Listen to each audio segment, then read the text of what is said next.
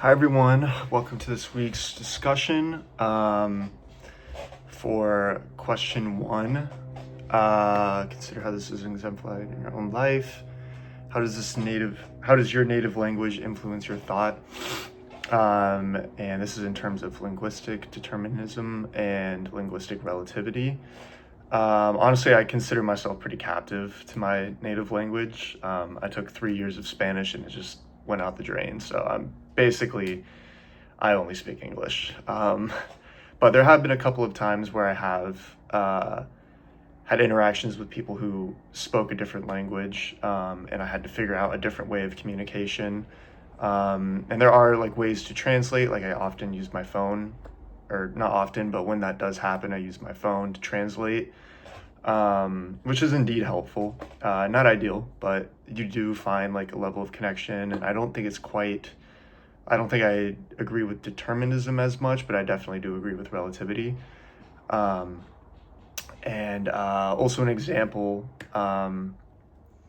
well, I also feel like in scenarios where I don't have the ability to understand their language, or they don't have the ability to understand mine as well, I feel like you are robbed of a deeper connection. And an example of this would be with my grandpa, who speaks English fairly well, but like he definitely isn't, he doesn't have the most fluent English in the world. And yeah, there's like the conversations that I have with him are very like surface level or very simple. But I have observed him speaking to like his siblings or other relatives that just speak Tagalog. And yeah, and seeing him talk to them, and like I'm seeing them like crying, laughing, and it's just like very different than my conversations with him. And it's like, wow, they have this different connection that I'm like not able to tap into because I'm not able to speak in his native language. He has to always accommodate to mine, which is a shame. But yeah, for question two, consider the role language variation different. You've adapted your language in a couple different settings. The way I compute this topic is the same way I see like inside jokes. You kind of have to be like in the know to understand. And yeah, there's a lot of words that like my friends and I will use that outsiders just won't understand. It just has a completely different meaning, similar to like an inside joke.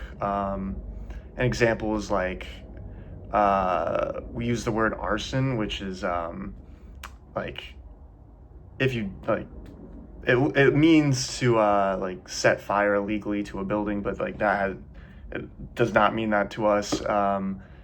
We use it as like a term to hang out, and it kind of derived from like my friend's middle name, which is Marson, and we just like applied different letters until it became arson. And yeah, it just means something completely different. I also see it on social media a lot where like younger generations are using words that like have completely different meanings, and I have to ask like, what does that mean? Like, what are you trying to say here? And it means something completely different to them. And for the last question, a lover of words is a lover of many worlds.